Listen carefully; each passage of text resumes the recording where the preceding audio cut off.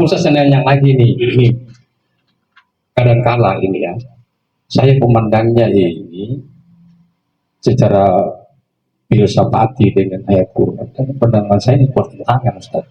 Seperti apa disampaikan tadi, di dalam filsafat itu ya seperti garis lurus dari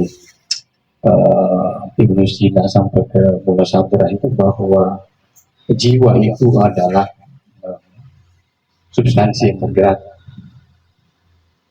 Berarti sebelum ovum dan sperma ini bersatu, nggak ada apa-apa buat kita.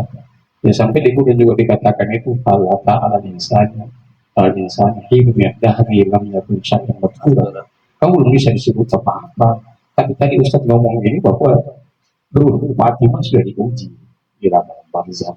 Sementara di filsafat itu tidak ada. Jadi kira-kira mana yang benar. Kemudian ada ayat berkata bahwa ini kedua, wa nafa'tu fihi min ruhihi wa ja'ala lakum as-sam'a wal absara wal afida. Aku tiupkan ruhku kepadanya.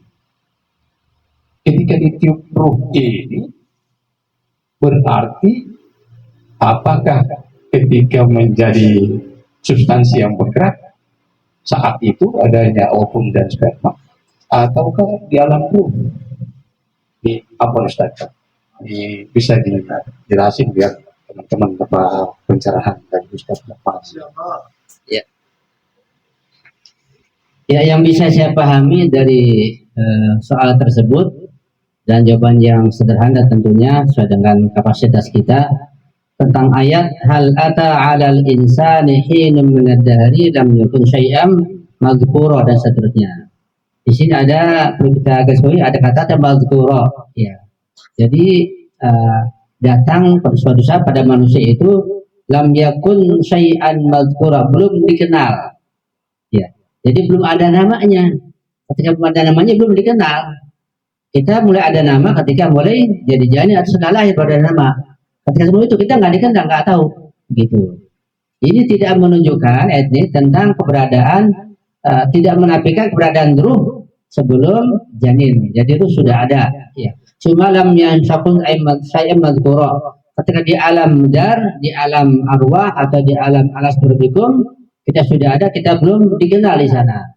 Nah, setelah kita dikonekkan dengan janin kita dan ibu kita dan lahir, baru mulai dikenal, mulai nangis di situ, baru syai'an mazkura, menjadi sesuatu ya. Jadi lam yakun syai'an, belum jadi materi, syai' mazkur yang diingat atau yang dikenal, karena kita masih beralam ruh, alam non materi. Masuk ke dalam perut ibu kita, konek dengan janin yang materi, sudah ada darah, ada anggota badan, mata semuanya, lahir baru dari syai'an mazkura. Jadi dari lam yakun syai'an mazkura kemudian menjadi kana mazkura. Dan jika dikenal di alam arwah kemudian dikenal setelah melahirkan begitu. Itu proses penciptaan kita seperti itu. Ya, tidak bertentangan dengan ayat ini tentunya. Ya. Yang kedua, adapun ada istilah antara filsafat tentang bagaimana ruh kita sebelum kita dilahirkan, itu ada bahasan yang panjang. Ya. Yang jelas berdasarkan ayat-ayat dan riwayat juga sangat banyak bahwa sesuatu yang sifatnya non materi mustahil keberadaannya belakangan. Sesuatu yang non materi menurut kita pasti dan mesti beradanya lebih dulu dibanding yang apa namanya materi gitu. Pasti itu. Misalnya Pak Haji Dede ingin bikin bubur nggak Pak Haji Dede? Ada. Atau bikin bakso begitu. Iya. Pak Haji Dede bikin bakso, bikin bubur. Mana lebih dulu ada? Baksonya dulu ada ataukah ilmunya aja dia lebih dulu ada? Ilmunya dulu. Ilmu materi apa non materi? Non materi. Ada di mana ilmu itu? Pikiran ada di mana? Di hati, di ruh. Ya. Di kepala ini nggak ada. Ini kan materi. Jadi ilmu dulu baru ada bubur, ada bakso. Ya. Jadi baru ada sesuatu. Jadi yang non materi lebih dulu ada, baru kemudian materinya. Nah gitu, itu kemestian. Dan terus pun Qurannya ada, ayatnya ada, filsafat juga mengatakan demikian. Ruh kita di amarah sudah ada duluan, kemudian baru janinnya. Ada prosesnya, ada ikhtilaf di antara file-file itu sendiri begitu. Maka antara mutakallim ada ikhtilaf juga. Ya. Itu yang bisa saya pahami. Ungkapan wa nafakhtu fihi min ruhi juga di hadis kita juga banyak ada itu. Jadi ketika janin dalam perut itu sudah sempurna, ya, artinya sudah ada anggota badan, sudah ada mata, sudah ada semua lengkap. Sekian berapa lama itu? Di rahim apa di alam?